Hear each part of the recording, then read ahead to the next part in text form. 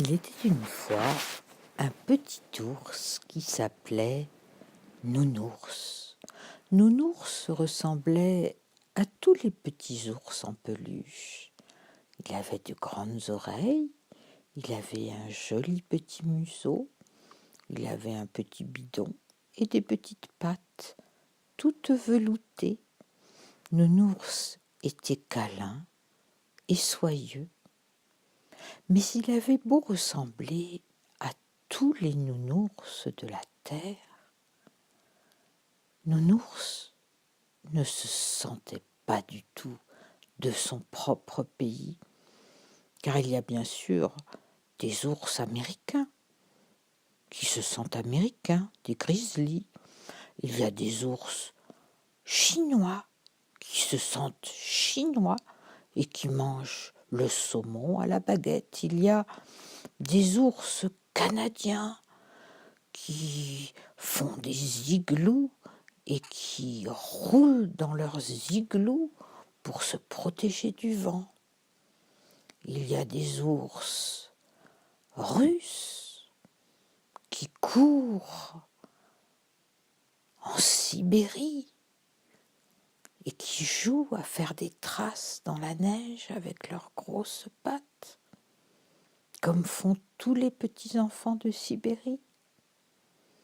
Mais Nounours, lui, qui était un nounours français, ne se sentait absolument pas français. Nounours, lui, dans son cœur, il se sentait japonais. Il mangeait des sushis qu'il fabriquait lui-même avec des poissons pêchés fraîchement dans les ruisseaux et les rivières. Il avait une petite maison fabriquée avec des murs en papier qu'il avait fabriqué lui-même. Ça n'avait pas été trop difficile. Il avait appris la calligraphie japonaise et le soir, les longs soirs d'hiver, alors qu'il aurait dû hiberner comme tous les ours normaux, eh bien, notre petit nounours à nous trouvait que c'était une perte de temps d'hiberner, alors il sortait sa plume et son encrier et il s'entraînait à faire de la calligraphie japonaise.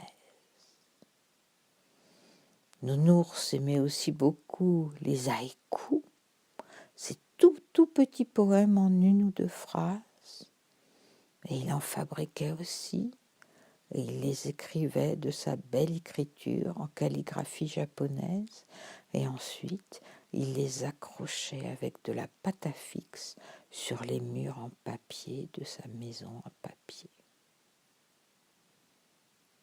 Nounours, vous l'imaginez bien, n'avait qu'un rêve, c'était aller au Japon.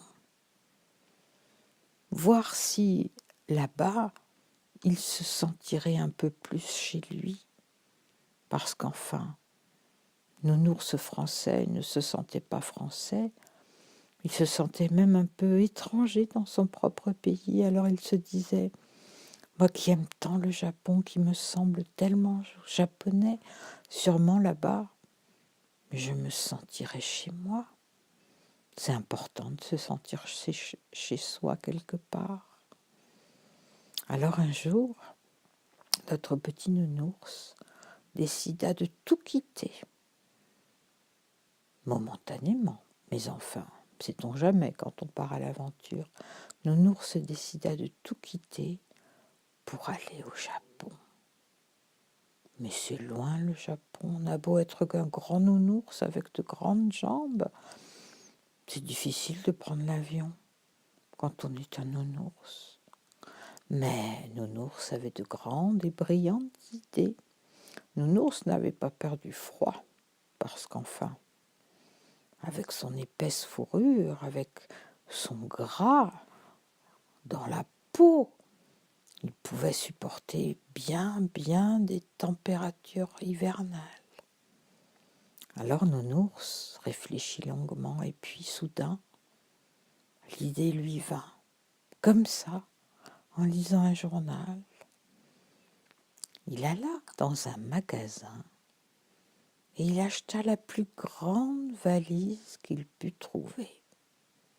C'était une valise métallique extrêmement spacieuse dont on se servait habituellement pour ranger des vêtements debout. Enfin, des costumes sur des cintres. On les mettait comme ça, on les accrochait à l'intérieur de la valise, ce qui fait qu'ils ne se chiffonnaient pas sur la route. Eh bien, Nounours acheta cette grande valise immense. Il rentra dans sa maison à papier. Il prit un beau papier collant et de sa plus belle écriture donna l'adresse au Japon d'un tout petit hôtel Airbnb qu'il avait trouvé pour une semaine. Ensuite, vous avez deviné ce qu'il fit? Oh, il ne rangea pas ses affaires dans la valise, oh non. Nounours partait sans presque rien. Il partait avec une petite tour Eiffel pour offrir en cadeau. Il partait avec une grande bouteille de thé vert froid. Il partait avec un petit chapelet de bonbons Haribo. Et puis c'est tout. Le jour du voyage arriva.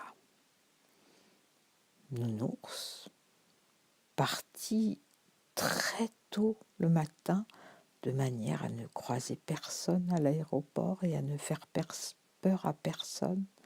Mais comment allait-il prendre l'avion, me demandez-vous? Eh bien, tout simplement. Le moment venu, dans l'aéroport qui était encore très vide, Nounours alla dans un salon discret, un salon VIP où il n'y avait personne. Il ouvrit sa valise et il se glissa tout simplement à l'intérieur de cette immense valise avec ses quelques provisions. Et puis, comme la valise avait une belle étiquette et des jolies roues, eh bien, en faisant une espèce de mouvement de traction à l'intérieur même de la valise, il réussit à faire avancer la valise jusqu'à la porte d'embarquement où on enregistrait les bagages. Évidemment, cette histoire se passe bien avant Vigipirate, bien avant le temps où on ne pouvait pas laisser traîner des bagages tout seul dans les aéroports ou les trains. Enfin, toujours est-il que Nounours, enfermé dans sa valise, au bout de quelques heures, sentit qu'une poignée costaud le saisissait et l'envoyait sur le tapis roulant. Youhou, dit petit Nounours, qui heureusement n'était pas claustrophobe. Et comme il avait quand même dans ses gènes le sens de l'hibernation, à peine arrivé dans la soute de l'avion, avec ce grand froid qui le saisissait, que Nounours s'endormit. C'était la meilleure chose qu'il pouvait faire parce qu'enfin, un voyage jusqu'au Japon, c'est long. Nounours s'endormit de temps en temps pendant le vol. Il se réveillait alors, il buvait une petite gorgée de thé vert froid parce que l'avion, ça déshydrate. Quand on prend l'avion, il faut boire beaucoup. Et puis il croquait un ou deux bonbons Haribo et pouf, il se rendormait en tenant serré dans sa main sa petite tour Eiffel, tellement il était ému d'arriver dans ce pays qu'il avait tant voulu voir, et il avait un peu le trac. Imaginez si ce pays ne lui plaisait pas.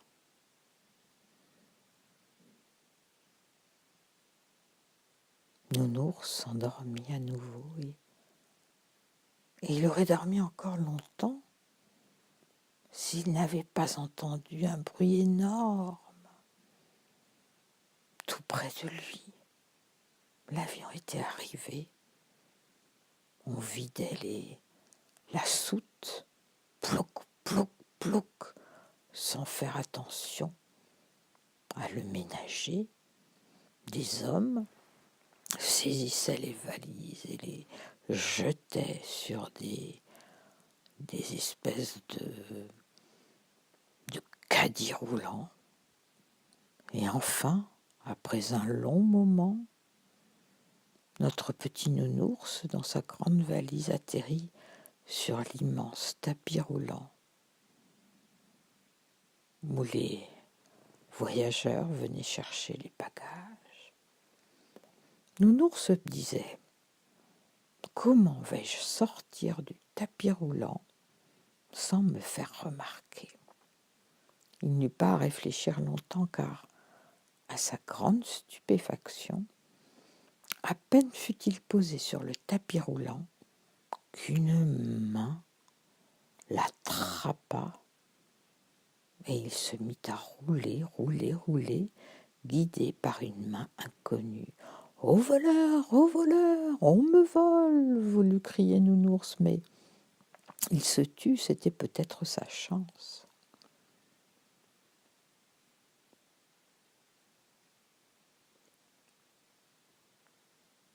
Arrivé à la porte d'entrée de l'aéroport de Tokyo, où Nounours avait atterri, il se passa quelque chose de curieux. Le voleur, qui avait volé la valise, croyait-on, la regarda une fois, deux fois, trois fois, sortit ses petites lunettes, regarda la petite étiquette et poussa très poliment un petit cri. « Oh, mais ce n'est pas ma valise !» Et il se retourna pour repartir au niveau des tapis roulants, rendre la valise et récupérer la sienne, mais trop tard, trop tard. Pendant qu'il se retournait, notre petit nounours futé, grâce à un système très ingénieux, réussit à ouvrir la valise dans laquelle il était coincé et sortit à grande enjambée. Et il découvrit le Japon. Et là, ce fut une révélation. Il était arrivé au mois de mai et partout où il posait les yeux, il y avait des cerisiers en fleurs. Et c'était si beau, si joli, cette espèce de rose qui se mariait avec le bleu du ciel. C'était si beau que Nounours en eut les larmes aux yeux. Il ne voulait pas effrayer les Japonais qui n'avaient peut-être pas l'habitude de voir des nounours se promener dans les rues. Alors, Nounours se cacha en attendant la nuit. Et quand la nuit arriva, il déambula dans les rues de la ville et puis il décida que Tokyo c'était une ville avec trop de gens et qu'il valait mieux qu'il aille un peu à la campagne. Alors, il marcha, il courut, il se roula en boule et au bout de quelques heures de marche qui lui firent le plus grand bien, en croquant ses bonbons haricots beaux et en buvant un petit peu de son thé vert frais, il arriva et devant lui les paysages étaient tellement beaux, tellement magnifiques, totalement différents de ce qu'il voyait en France. Et les cerisiers en fleurs partout autour de lui. Notre petit nounours sentit une bouffée de bonheur l'envahir. il entra dans un tout petit café parce qu'il avait soif. Sa bouteille était vide et, à son grand étonnement, on ne le regarda pas bizarrement parce que c'était carnaval ce jour-là. Et ce jour-là, tous les Japonais se déguisaient. Alors on crut que c'était un petit Japonais déguisé en ours. Profitant de l'aubaine, Nounours s'assit à une table. On vint lui apporter, sans qu'il ait rien à demander, quelques sushis et un verre de thé bien chaud cette fois. Et là, au milieu de la foule de Japonais, car il y avait beaucoup de monde dans ce petit café, Nounours se sentit partagé. Quelque part, il se sentait chez lui, car tout ressemblait exactement à ce dont il avait rêvé, les paysages, les cerisiers en fleurs, les maisons, l'architecture, la végétation, tout ça lui parlait, mais autour de lui, les gens parlaient japonais. Il avait beau connaître un peu la langue, il ne savait plus trop s'il se sentait chez lui ou pas chez lui. Il se sentait à la fois chez lui et à la fois pas chez lui. Et en fait, il se sentait exactement comme en France, à moitié chez lui, à moitié pas chez lui. C'était une drôle d'expérience. Nounours se dit, mais au fond, je suis moitié d'ici, moitié de là-bas, donc c'est normal ce que je ressens. C'est normal. Nounours comprit qu'il ne se sentirait jamais à 100% dans un pays. Allez savoir pourquoi. Des fois, on est quelque part et on se sent d'ailleurs. Et quand on arrive dans cet ailleurs, on se sent quand même du pays qu'on vient de quitter.